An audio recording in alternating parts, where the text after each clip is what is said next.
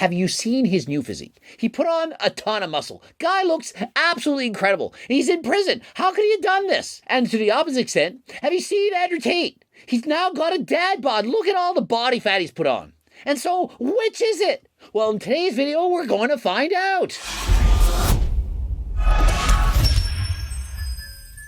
Coach Greg, in today's video, Andrew Tate's prison physique. Have you seen it? Well, a lot of you have. People begging me, do a natty or not. What do you think of this? And so what amazes me is that people are on both sides of the fence. Coach Greg, have you seen his new physique? He put on a ton of muscle. Guy looks absolutely incredible. He's in prison. How could he have done this? And to the opposite extent, have you seen Andrew Tate? He's now got a dad bod. Look at all the body fat he's put on.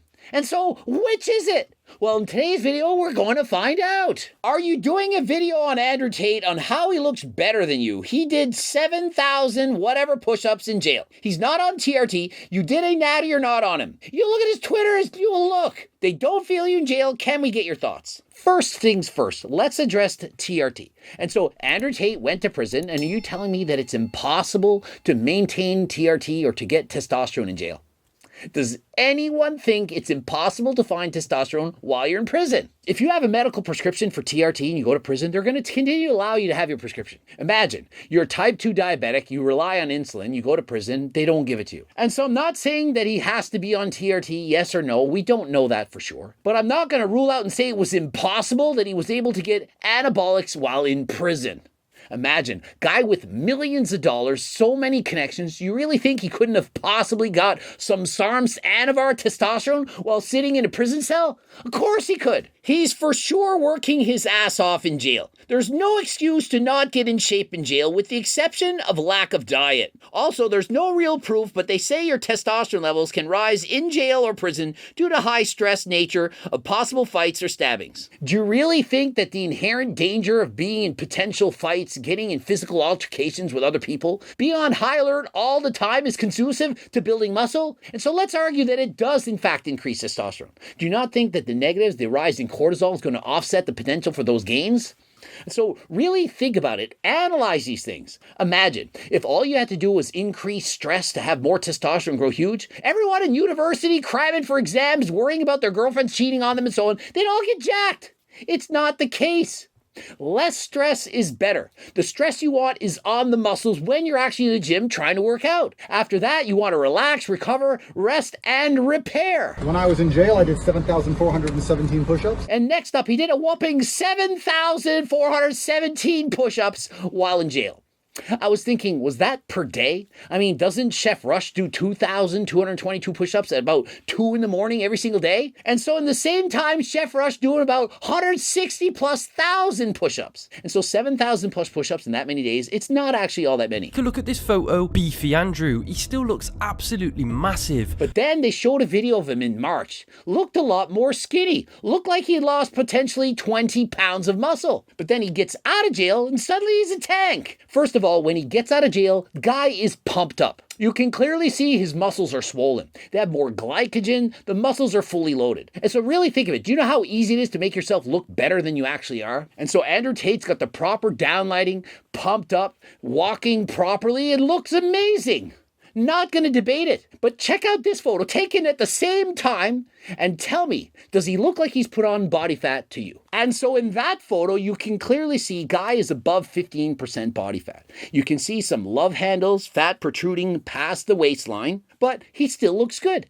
You can clearly see he's still got the muscle, but not nearly as lean as before he got in prison. And he's puffing on that cigar and you're looking at this, and if that's the only photo you saw, you're thinking, wow, Andrew Tate went to jail, probably ate in a calorie surplus, wasn't exercising, and let his body go a little bit. And so in comparison to him shirtless sitting on that bench, look at the definition, the shreds. Look at the tricep. It hangs off him in the mirror. Guy has striations, under 10% body fat. And so think of this. When you're dieting down single-digit body fat, you're going to look a lot smaller.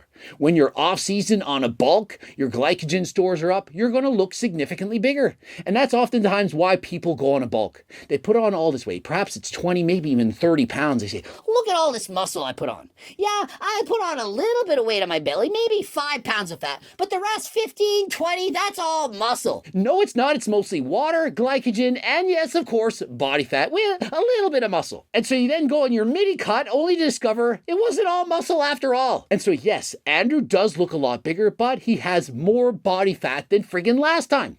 He's got more body fat, he's been eating more, and so he's not as lean and looks bigger. And so regardless of what you think, he's not as lean as he used to. He is under great lighting. It makes him look bigger than leaner than he probably is, but it is in fact noticeable. He has in fact gained a significant amount of body fat. He's still healthy, still in shape, close to 15%. But he's not shredded. He's not single digits. And so if you go to prison and eat in a surplus, do less cardio, of course your body fat levels are going to go up. But if you just do the minimum and don't completely give up, and you get in 1/3 the volume, you can maintain all the muscle that you want built. It only takes 1/3 of the volume that you did to get the muscle you have in order to keep it. And so once you built an incredible physique, it's a lot easier to keep it. You don't have to train nearly as far. And so for example, if you train 6 days a week to get to 200 pounds and you suddenly stop and only train twice a week, you most likely could keep 200 pounds. But if you only train twice a week to get there, you most likely would never have gotten to 200 in the first place. And so considering that Andrew continued to do push-ups, perhaps 100 a day, probably did other various forms of cardio, perhaps pistol squats for his legs, perhaps he did handstand wall push-ups, various forms of calisthenics. Why couldn't he maintain his physique? Remember during that pandemic, many of the gyms were shut down, couldn't train for months. Did everyone lose all the muscle they built over the 20 years they've been training in the past? Of course not. A minimalistic training approach, just doing the basics as Andrew did, for example, push-ups, other calisthenics, that's all you need to keep the muscle that you built before heading into prison. And now that he's out of prison, muscle memory is going to occur. And so the few pounds of muscle that he did lose, it's going to come back faster than last time, probably 3 times faster. And if he goes in a small deficit, starts doing cardio, eating properly again, of course he's going to get his shreds back. And so just because you were unable to train in the best gyms in the world for perhaps 2 or 3 months, it's not going to be the end of you. Andrew Tate, perfect example of this. He revealed how he blew up in size on Twitter. He tweeted out saying, "Diet hack, Ramadan." Is it in fact Ramadan? Is that why he put on all this size? Of course not. You really think that fasting for perhaps 16 hours is the key to muscle growth? It's in fact the opposite. And during Ramadan, what you want to do is not train as hard. You want to just maintain the physique that you have. Perhaps lower the volume to 1/3 of what you're doing.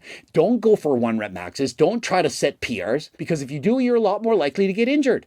Think of it. You're only eating during the night.